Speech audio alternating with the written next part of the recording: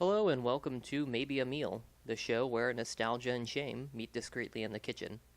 Today we'll be eating poverty pate, also known as Braunschweiger.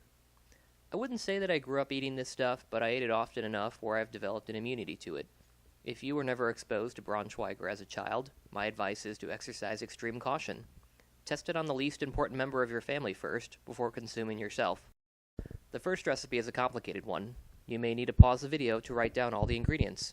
You're going to need Braunschweiger and saltines. Once you've gathered the ingredients, open the Braunschweiger plastic casing. Try not to stand directly over the Braunschweiger while preparing this dish, as inhaling too deeply can give you sausage lung.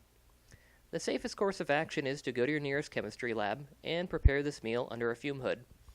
If you absolutely must smell this dish, practice safe lab procedures by wafting to your nose.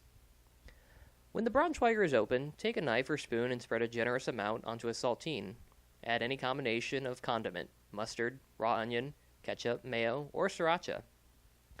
Though I found the best method of disguising the taste is to just eat the saltine.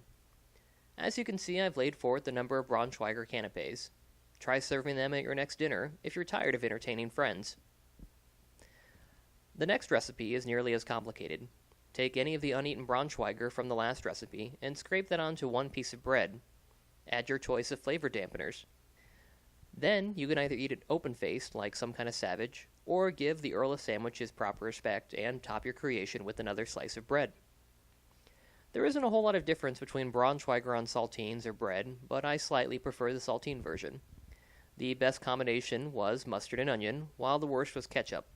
Ketchup, as I've previously discussed, is a children's condiment and should only be eaten on fries or onion rings. Now let's get serious. We're going to make a real recipe and one that I think actually tastes pretty good. In honor of the proud German history of the Berlin Wall, we're going to make a Braunschweiger recipe where East meets West, the Braun-Mi. Start by pickling some daikon radish and carrots. Matchstick the carrots and radish and then cover with rice wine vinegar. If you're a normal person who has regular vinegar, just add some sugar and salt. You'll need to let this sit for about 30 minutes. Here's where the Braunschweiger attempts to ruin an otherwise perfectly normal dish. You need to mix Braunschweiger, black pepper, mayo, sriracha, and then finally hoisin sauce. Set it aside. Then go ahead and prep your vegetables: cucumber, jalapenos, and some organic soap. You'll need a meat product of some sort, and I got an entire tub of pulled pork for Costco for about $6. The time has come to assemble your sandwich. Start by cutting your bread in half. Unless you're feeding your sandwich to a snake, don't cut it like this. Instead, cut it like this. Spread the Braunschweiger mixture over the baguette.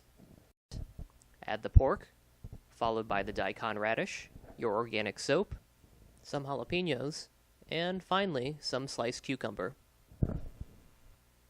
The Braun-Mi was without a doubt the best food I've cooked for this series. The bar was set pretty low, so I'm sure I'm going to clear it. Will I make this recipe again? Absolutely. Will I forget about the Braunschweiger next time? Probably. But at least I made the recipe in its full glory at least once. So there you have it, the Braun-Mi.